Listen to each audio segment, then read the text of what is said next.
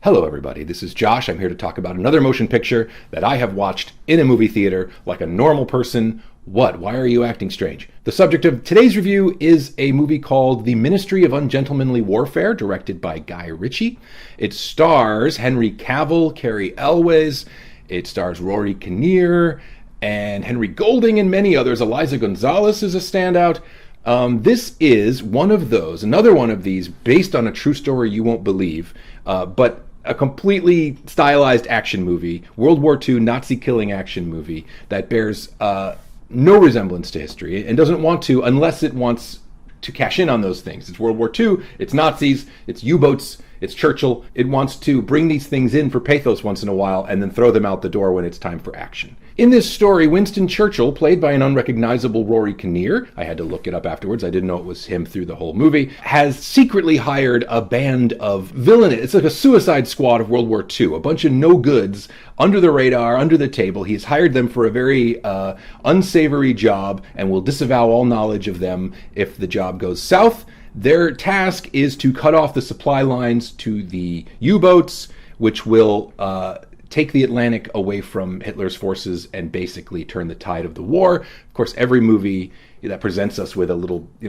piece of World War II wants us to think that this is the pivotal moment that turned the tide. And that's the setup for this band of merry murderers to get together and then kill a ton of Nazis.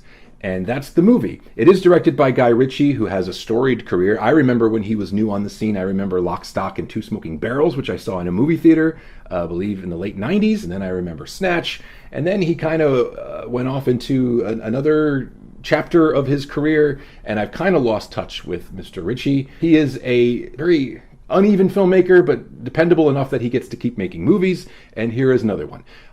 Before I get into my actual thoughts on the movie, I'll just say that this is a competently made movie. It's a little long, but it's well made. The cast is fun, and if the trailers look fun and you think you would enjoy it, you probably will. It's inoffensive, and it is what it is, and it's not a disaster. But I didn't really like it. I didn't really enjoy this movie, and I'll tell you why. If I was going to be unkind to this movie, I would encapsulate my review, as I already did on Letterboxd, if you follow me there, and I'd say I would just sum it up by saying, we've got Inglourious Bastards at home, because that's what this movie feels like. It really, really wants to be as tough as nails and as genre rough and tough and as daring and bold and deliciously dark and over the top as Inglourious Bastards, but it's just not. The whole thing comes across as very safe and very trite, because all this stuff has been done before. It is still fun to see Nazis get murdered. Unfortunately, the last decade of American history has only made stories about Nazis as enemies more relevant, which is very distressing. And so this kind of entertainment will probably be around for a while. The issue with this particular movie is that there's no teeth. There's no danger. There's no suspense. This is a movie that wants to cash in on all the age-old tropes of Nazi officers and being in the camp with the enemy and being the underdog when there are people, Gestapo and SS and all these people who could destroy you, and you have to be the underdog and you have to overcome and you have to win. The problem is that the characters in this movie never stop winning. They're never in real danger. This movie wants to have moments of suspense and intrigue, but it can't hold on them. It can't make them last. I don't want to spoil anything, but almost no one on the side of the good guys gets hurt in this movie. This is the kind of movie where the heroes roll up to their next objective, their next locale, and they walk around with smiles on their faces, just holding a gun in this direction, and people just die.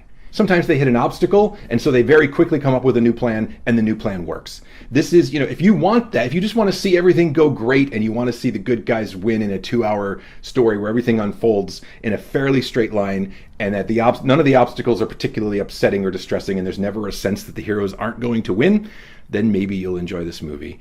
But I feel like if you're going to do the well-trodden territory of Nazi suspense, of World War II, you're going to play the Nazi card and have Nazis be the bad guys in a World War II movie, you really, at this point in cinema history, you have to work overtime to make them menacing. And one of the main Nazis in this movie is played by Till Schweiger, who was in Inglourious Bastards.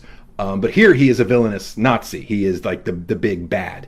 And his performance is really good. He's very menacing, and you don't actually see him commit any atrocities. He's just adjacent to it, and he's menacing and brooding, and you see things going on around him that indicate what a bad man he is.